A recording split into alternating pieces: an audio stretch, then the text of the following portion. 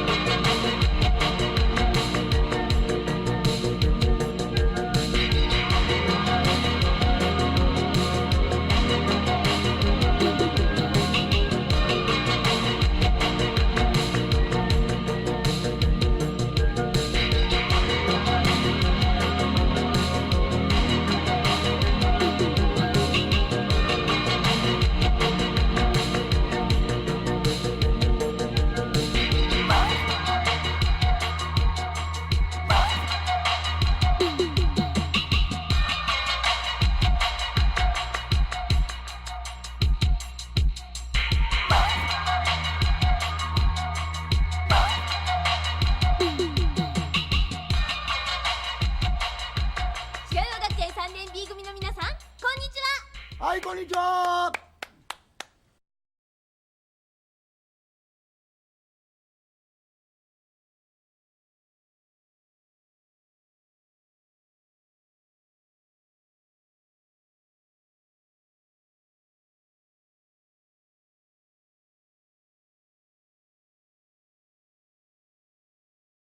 I did it again. I keep listening to the music like a retard. I don't know what the hell is wrong with me. Anyway, good evening, and howdy do. Okay. Now, yesterday I read about exegesis, and that's funny. I didn't notice this until just now. I love this. The first page of the book that I've got, the Essential Talmud. I don't know what where this is from exactly, but there's a sticker that says Foundation of Los Angeles, providing support for the Los Angeles Public Library. And then there's a couple of words, the word Judaism. And then after that, Spielberg Family / Righteous Persons Foundation Collection. I'm looking that up right now. Righteous Persons Foundation Collection. There's no way it's the actual Steven Spielberg family, but it's still funny. Okay, let's see here. Righteous Persons Foundation Collection. Okay.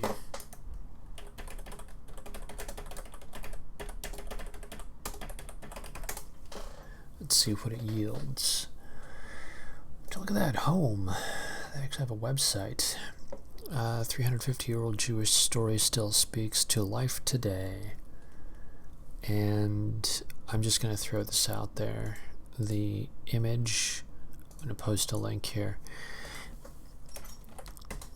Okay, the image for the splash page of that website is just terrifying.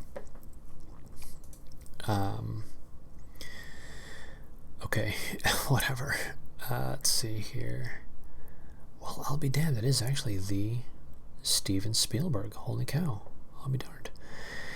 Deeply moved by the experience of directing Schindler's List, Steven Spielberg donated his portion of the film's profits to build and support a meaningful and relevant Jemish community. To that end, he established the Righteous Persons Foundation, RPF, which has made more than $100 million in grants. Too bad it wasn't over $6 million. And been supported by additional profits from the film Munich and Lincoln for more than 2 decades. RPF has funded innovative approaches that help bridge the divide between people of different backgrounds, galvanize the power of the arts, media, and storytelling, preserve Jemish history and traditions, and make them accessible for generations to come, build on the fellow white value of justice to inspire social activism. Let me repeat that. Build on the fellow white value of justice to inspire social activism, and ensure that the moral lessons of the Holocaust are not forgotten, the burnt offering. And there's a little vision statement, a message statement, mission statement. It just says our vision, whatever the hell that means. The Righteous Persons Foundation lives where fellow white life meets art, culture, media, beauty, justice, and joy. Well, actually, I think we need one of those for us. Fellow whites have it. Why can't we white people have something like this? I think we should. Weird. Very, very weird. Okay. So, we have a book that was donated by the Spielberg family, and it's all about the Talmud, and yeah. Excuse me, now that I'm back to late night posting, I'm back to yawning all the time. I can't help it. My apologies. Alright, so at any rate, yesterday we did the exegesis, Talmudic exegesis, and I think today I'm going to go ahead and go with the Sabbath, because that seemed somewhat interesting. But then again, you know what? I kind of like the idea of giving it up to the chat, whatever the chat wants. Okay, so here are the two that I find the most interesting at the moment. Sabbath and the status of women. So press 1 for Sabbath and press 2 for the status of women. I'm going to go ahead and hang out for just a couple of minutes to wait for at least 1 or 2 votes to pop in. And while I'm waiting, I'm going to go ahead and throw this out there that before I return this book, I'm going to return to the chapter for sacrifices because spooky story time. How can I not? I love spooky stories. So no matter what happens, I'm gonna read that. All right, so we've got a 2. Again, that was 1 for Sabbath and 2 for the status of women. So we've got 2 2s. So apparently I'm the only person here interested in the Sabbath, but that's fine. And there is one other, that's right, ritual purity and impurity, because those are the 2 that, like, those touch the horror button, the horror movie. I love horror movies, really well done ones. I don't like those ones where they just turn the volume down and then make a scary sound, treating you like a goddamn baby. That sucks, but well done horror movies are fantastic. And sacrifices and ritual purity and impurity, that totally makes me think of one of those 70s movies. So, okay, so we've got 2 2s. See, my last name means Little Saturday, but I'll take women for 2. Nice. So we've got 3 votes for 2. Boom, done. So this is what we're going to do. We're going to go down to page 176, which is the one about women. So here we go. Wait, is that? No, it says marriage and divorce, 167. 167... 176. God, why am I dyslexic? Alright, moving on. And this is a fairly short chapter. Sorry about that. I'm trying... Okay, whatever. Alright. Let's see here. I'm just going to read one more chat before I get into the chapter.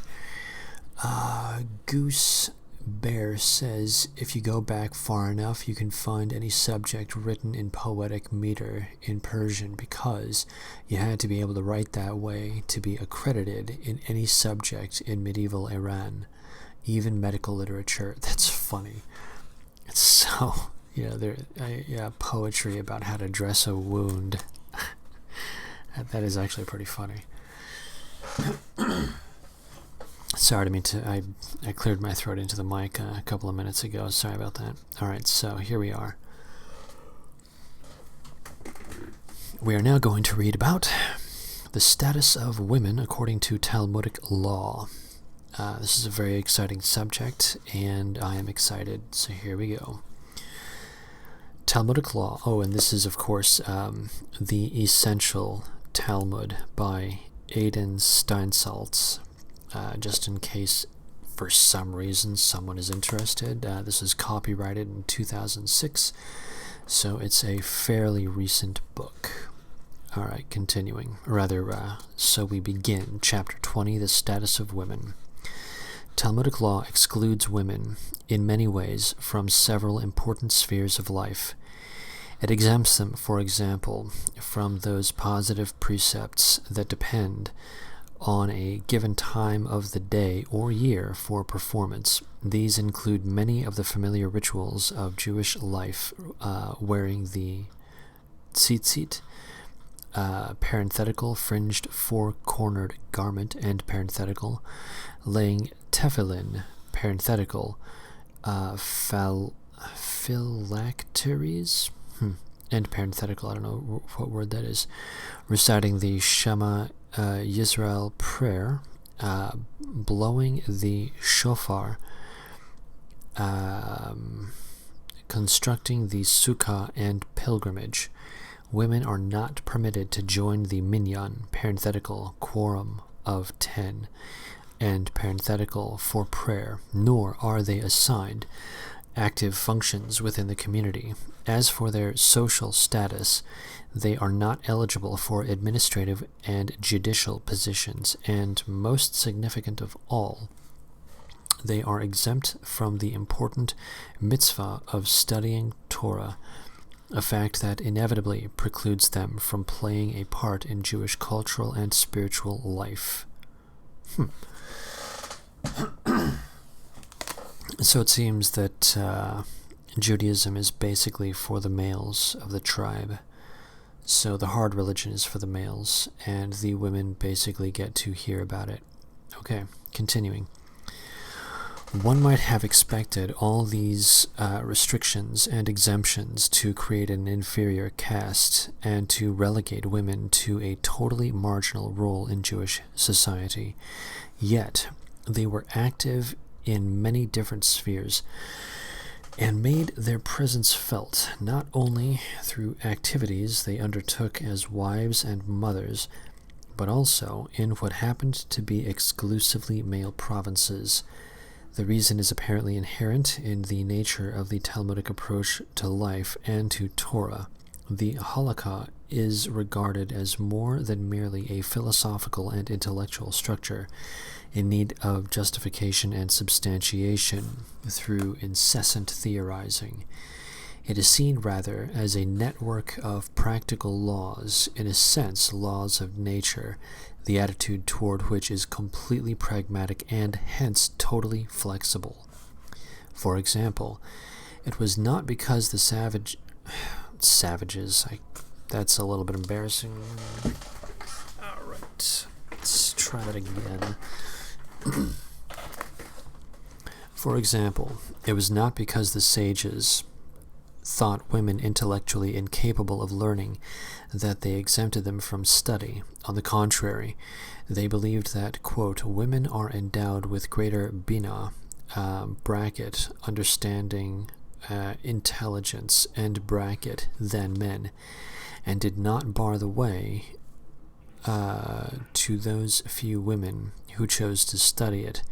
It is true that our Eliezer, who was known for the severity of his views, once told a learned female proselyte that, quote, there is no wisdom for a woman except as the distaff, end quote. On the other hand, Ben Azai believed that every man should teach his daughter Torah. Furthermore, one of the more eminent Amoraim effectively deflated an arrogant student by saying, quote, even Beruria, jeez, there's so many just like seemingly random words. I know that these would be completely meaningful if I had studied Hebrew in school. It's going to say as I was supposed to, but sadly the only foreign languages that they taught in high school were like French and Spanish, and that was it. And of course I'm reminded of the Cheech Marin joke, which is Mexican Americans like to take Spanish and get a B. Anyway, alright, continuing. Even Beruria, who once learned 300 laws from 300 Tannaim in one day, spent a long time on this particular text. What makes you think you can study it faster than she? The renowned Beruria, wife of R. Mir, one of the most brilliant scholars of his day, and daughter of another eminent sage, often took part in halakhic discussions. What is more, her opinion is known to have prevailed over those of her male contemporaries on several occasions. So, pretty woke. Apparently they were pretty woke in little tiny patches. Anyway. Let's see here.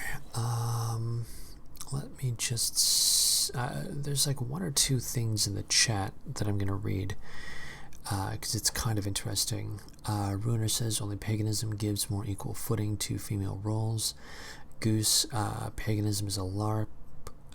Ruiner, not to knock Christianity, yes, but, well, actually, no, it's Old Testament that says that women shall not study, and shall not preach. I don't know if such a commandment is given in the New Testament, but this, all of the exemptions within the Talmud are totally consistent with, Tanakh, prescriptions of women refraining from preaching.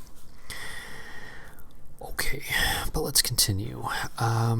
We learn of the existence of another learned woman through a marriage contract undoubtedly unusual between the son of Akiva and his bride, in which she guaranteed, quote, to feed and keep him, to teach him Torah, end quote. But interest in learning was not confined to a few singular women. Many women came to hear the sages expound Agadah and Halakha in the synagogues, sometimes despite husbandly disapproval. R. Judah Ha-Nasi okay, let's try that again. R. Judah Ha-Nasi's servant girls were cited by the sages as a source of information on the use of the Hebrew language. Although, as we have noted, women enjoyed no official social standing, this did not prevent them from wielding considerable influence as the wives and daughters of prominent men. There is a particularly illuminating anecdote about Rabbah and his second wife, whose love for one another began in early childhood. Rabbah's wife, quote, the daughter of Rav Hista, was present at a court session when a certain woman was about to take the oath and mentioned to her husband that she knew the woman to be a liar. He accepted her evaluation and passed judgment accordingly. This action aroused no particular surprise among those present, who included several of Rabbah's pupils. Sometime later, under similar circumstances, one of Rabbah's most distinguished pupils, the Amora R. Papa, P-A-P-P-A, cast doubt on the honesty of a certain litigant. Rabbah rejected his opinion politely, saying, quote, you, sir, are the sole witness, and I cannot act on the evidence of only one witness, end quote. Replied by Papa, I suppose. Asked by Papa, quote, am I to be trusted less than your wife, end quote, to which Rabbah replied, quote, I know my wife extremely well, and I rely on her judgment. I do not know you, sir, to the same extent, end quote. It is interesting to note that our Papa was not offended by this remark. In fact, he utilized the incident in order to draw a general conclusion on the validity of such evidence when submitted by a reliable witness. It's funny, they're so obsessed with laws that they're actually having a huge discussion about, this is basically lawyers bitching and moaning at each other before court. So, oh my god, lawyers. Okay, anyway. The fact that women were not obliged to perform many of the positive precepts was regarded as an exemption rather than a ban.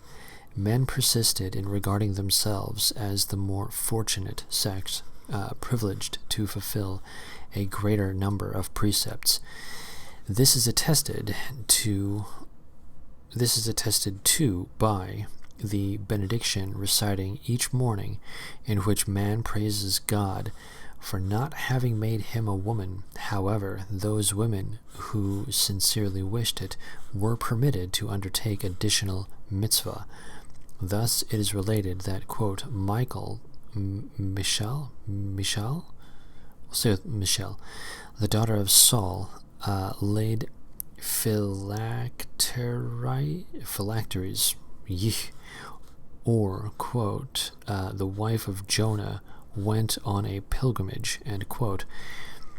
Women were also allowed to offer sacrifices in temple, quote, in order to give them pleasure, end quote.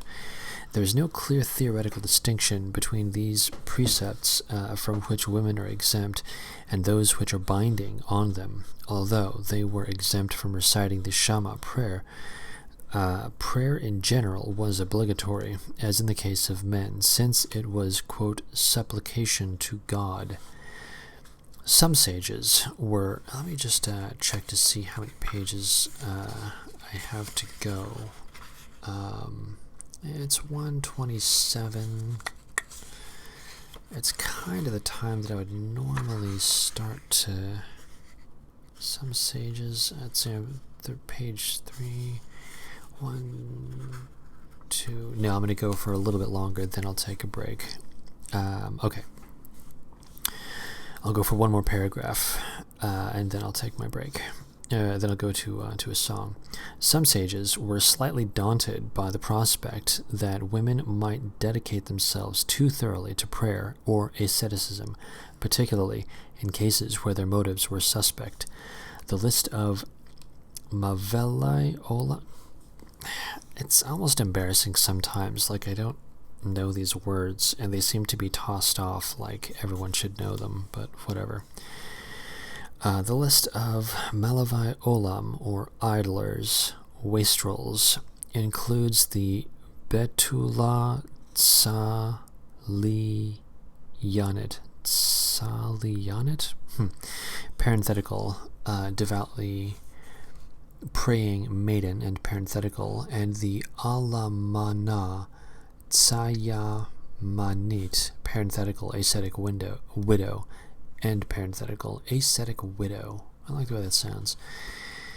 It was not that the sages regarded women as unworthy, since they themselves said, quote, "We have learned from the maiden to be sin-fearing, and from the widow that virtue is its own reward," end quote.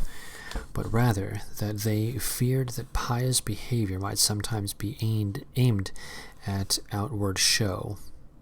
So basically, thoughts, going for likes, thumbs up, and shares. Okay. It was the idea of the woman who, quote, "fornicated for apples in order to distribute them to the sick," end quote, that troubled them.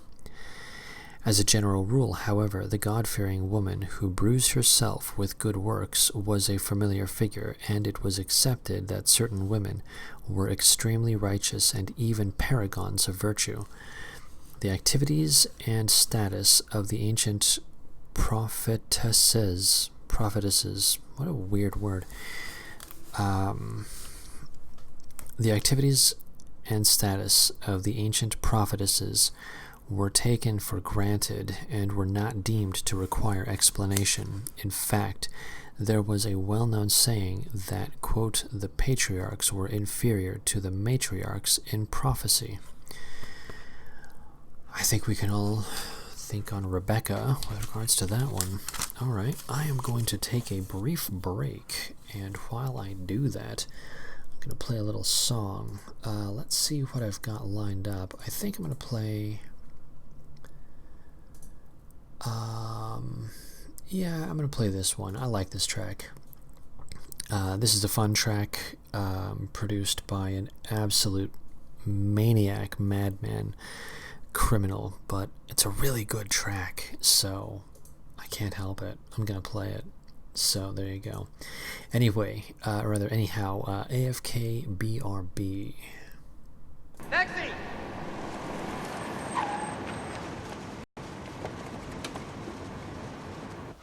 2210 Broadway.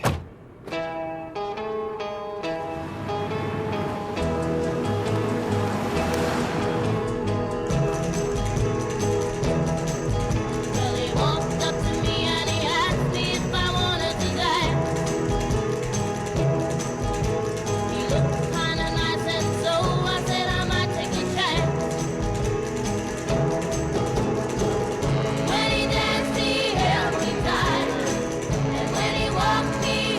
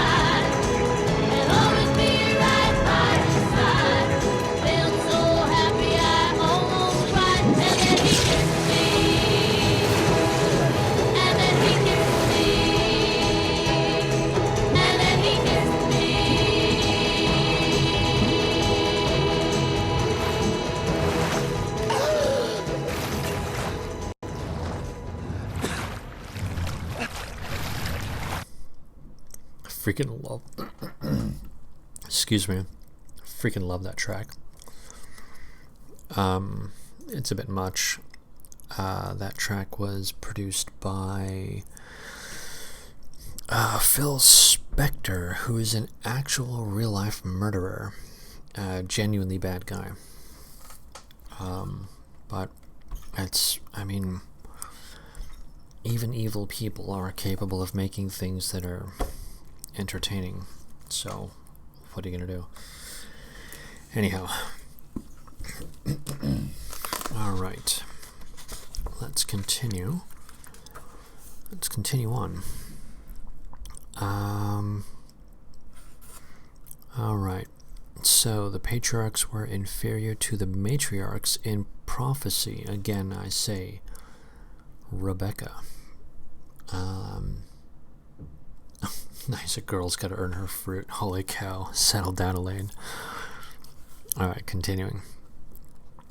The equal status of women in penal and civil law also had considerable social implications. Even the most restrictive of marriage contracts allowed the wife a high degree of economic independence, and since women, even after marriage, enjoyed a certain measure of control over their property, many wives engaged in commerce and were parties to various business deals. In some families, particularly those of prosperous merchants, the woman conducted completely independent households. A wife who brought her husband a sizable dowry was not obliged to occupy herself with housework, and some of these ladies of leisure, like their counterparts centuries later, passed their time playing chess or in the company of pet dogs. Although the sages disapproved of the study of Greek poetry and sophism, some permitted them to women as an ornament to the sex. Albeit, how generous. We know little about the education of girls in the Talmudic era, but in the more prosperous communities, and families at least, daughters were apparently given a basic grounding in Jewish studies. A smattering of knowledge of the Bible and Holocaust seems to have been common among girls, and the most learned in the family, the greater the likelihood that the girls would be educated either through regular studies or by attending their brother's lessons. This was one... Oh, excuse me, sorry. Wait, Varg? Did Varg get kicked off of YouTube or something? Alright, if anyone knows what happened to Varg, if he got kicked off of YouTube or Twitter or something, I'm curious. Alright, let's see here. Either through, attending their brother's lessons. This was one of the reasons the sages thought it worthwhile for a man to sell all his possessions in order to marry the daughter of a great scholar. The assumption was, and it is borne out by many anecdotes in the Talmud, that such a girl had been well educated by her father, so that if her husband died or was exiled, she would be capable of educating her children alone in the spirit of the Torah. The halakhic ruling that, quote, the wife of the haver, parenthetical scholar, end parenthetical, is as he, end parenthetical, reflects the degree of loyalty and of knowledge of the halakha attributed to the women of scholarly families. Oh geez, I'm not a big Varg guy, but at the same time, I genuinely do sympathize with the whole, free speech thing. I get it. All right, continuing. attributed to the women of scholarly families. The ruling was of considerable significance since, as a result, the wives of sages were treated with the same respect as their husbands and therefore enjoyed higher status than the common people. In order to comprehend the basic aspects of the status of women in law and in everyday life, it is necessary to ascertain the attitude of the Talmudic sages toward marriage. In contrast to Christianity and several of the Eastern religions, Judaism never regarded marriage as a necessary evil, necessary for the perpetuation of the species, but otherwise an institution to be despised. The sages treated the sexual urge as a natural instinct like any other, rather than as something to be condemned. Let's see here. Okay, so it seems as though when they say otherwise an institution to be despised, they are accusing non-Jews as people who despise marriage. I suppose think of married with children or something. So the assumption is that to Jews it's one thing, and to non-Jews it's to be despised, marriage. Weird. The sages treated the sexual urge as a natural instinct like any other, rather than as something to be condemned, although they themselves advocated extreme modesty and chastity, and the greatest possible purity in relations between husband and wife. They did not ignore the implications of the sexual instinct for men and women. Arhista, who greatly admired and liked his daughters, parenthetical, and even said of them, quote, "As far as I am concerned, daughters are better than daughters are better than sons," end quote, and parenthetical, instructed them in sexual matters. Let me read that one more time.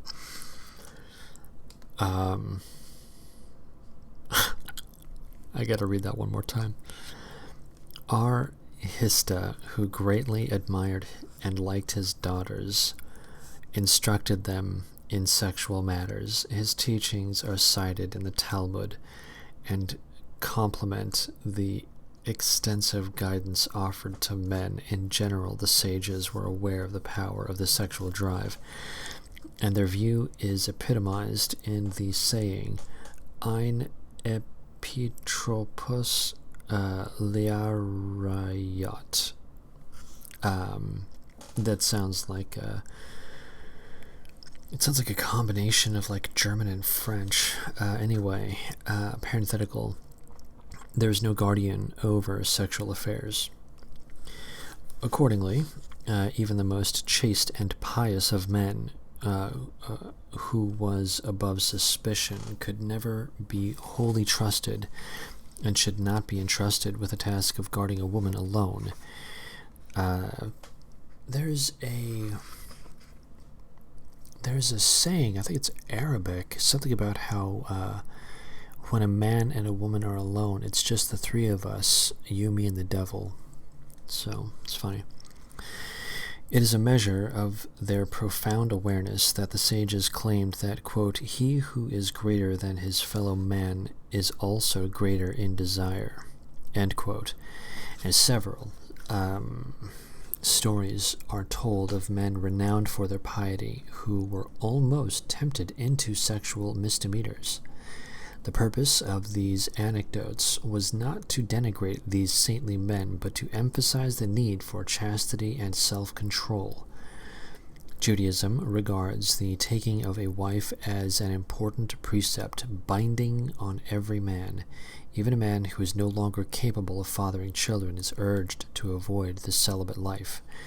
Thus, the sexual instinct is seen not merely as a means of perpetuating the species, but as part of the human personality, and it was said that, quote, "He who has no wife cannot be called a man," end quote. An unmarried man in the eyes of the sages is only half a body and becomes a complete human being only when he marries, parenthetical.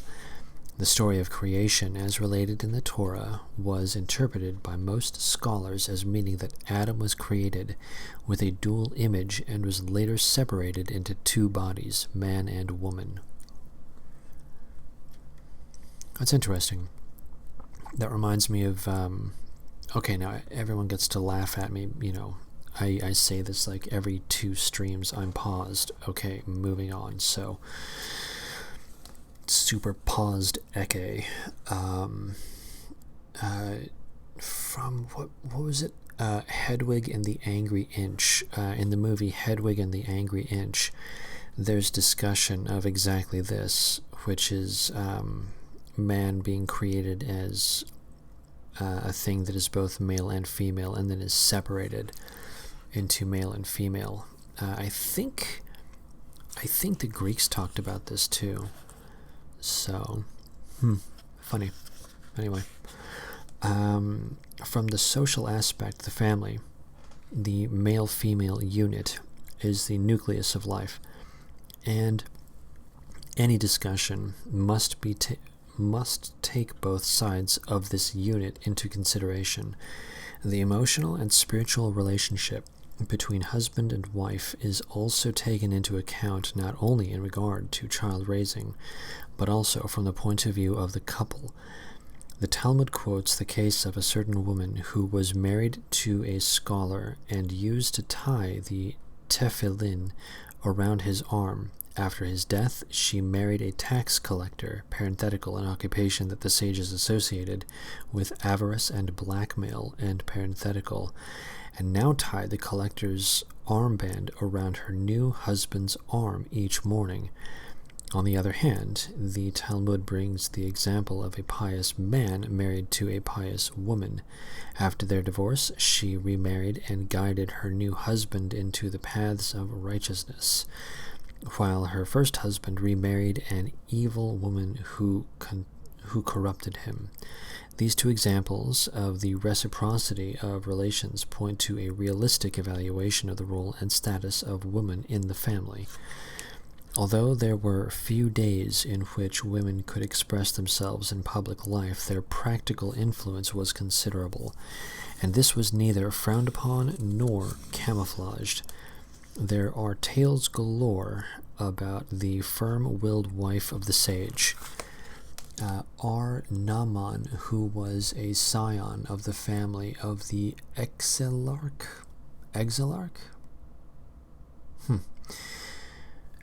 And made no attempt to conceal her influence and power, insisting that she be treated with proper respect. Under the impression that the important Palestinian scholar Ula had insulted her, she sent him an offensive message, quote, "Wanderers are filled with words as rags are infested with fleas." That's actually kind of funny. I kind of like that one. High verbal intelligence. Few women could permit themselves such frankness, not to say rudeness, but the story attests to the universally acknowledged influence of women in the Talmudic period. The standard ketubah did not deprive the woman of ownership of her own property, although management thereof, unless otherwise specified, was entrusted to the husband, since a married woman did not forfeit the right to appear as a litigant in civil law claims. The Talmud enumerates many cases where women were active in fiscal disputes, and not necessarily only in matrimonial law cases. A woman's degree of subservience to her husband is clearly defined by a network of laws that do not basically alter the balance of rights and duties offered after marriage. The Torah permits a husband to annul vows taken by his wife, but the scholars restricted this right considerably.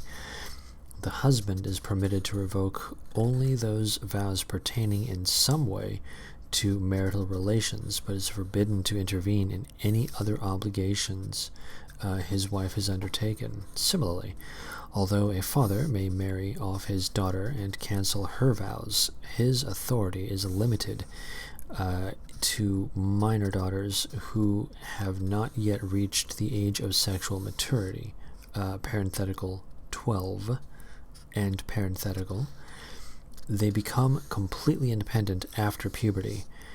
Neither a father nor any other individual may impose his will on an adult daughter or attempt to force her into a marriage against her will. Jemish parents always concerned themselves with finding mates for their children. Why don't you find a nice Jewish girl? But this was not because the father enjoyed special rights over his daughter. It was rather the accepted custom for parents to serve as the emissaries of their daughters' or sons' wishes, serving as go-betweens in matches. Thus we see that the Talmudic sages did not regard women as inferior creatures, but, as one sage succinctly put it, quote, as a nation apart, end quote. They assumed that there was a separate feminine network of ideas, rules, and guidelines for conduct differing from that of men. I actually agree with that. And although women were exempted from many of the important precepts that men were obliged to observe, they were not regarded as less important from the purely religious point of view. It was even said that, quote, the Holy One, blessed be He, made a greater promise for the future to women than to men, end quote.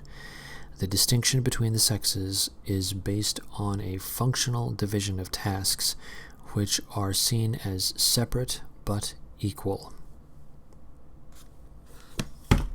Okay. I like that it ended on separate but equal. That's really funny. All right, so that's our chapter for tonight. So basically, the grunt work is delegated to men, and while women may partake, they're exempted. To put it into physical labor terms, men are tasked to chop wood, and if a woman decides that she wants to chop wood, no one's going to stop her. So there you go. So there we are. I'm going to, I suppose I'm just going to go ahead and call stream and call it a night, because I'm going to try to get some good sleep tonight, see how that works out. But at any rate, yeah, thank you everybody for popping in. All 7 of you. Hey guys, how's it going? Let's see, are there any? No, okay, there's no ads. Okay, good. So I'm not ignoring anyone. Yeah, I didn't do any K-streaming, so we'll pretend for just a moment that I did in fact do just a hair of K-streaming. And if I were to have done that, which I am pretending that I did, I would say that it's very, very important that if you're going to exercise your God-given right to keep and bear arms, I think it is imperative that you keep in mind the 4 rules of safety and handling as outlined by Jeff Cooper. And those 4 rules are as follows. Rule number 1, always treat every firearm like it is loaded. Rule number 2, never cover or sweep anything that you are not willing to destroy. Rule number 3, your finger stays off of the trigger until your sights are on target. And the 4th and final rule is be aware of your target and what's beyond it. Safety first. And there we are. Again, it was a fun read. Not quite as spectacular as the Sacrifice one, so hopefully I'll be able to find a copy of something very, very entertaining at the library in the not too distant future. So I'm crossing my fingers. Wish me luck. And yeah, before I play the outro, let me just go ahead and remind everybody to brush and floss your teeth if we're going to be wandering into uncharted territories and high weirdness on a civilizational level. I think the least we can do is have some nice, beautiful, clean choppers, so floss. Alright guys, I'll see everyone in the chats. Cheers.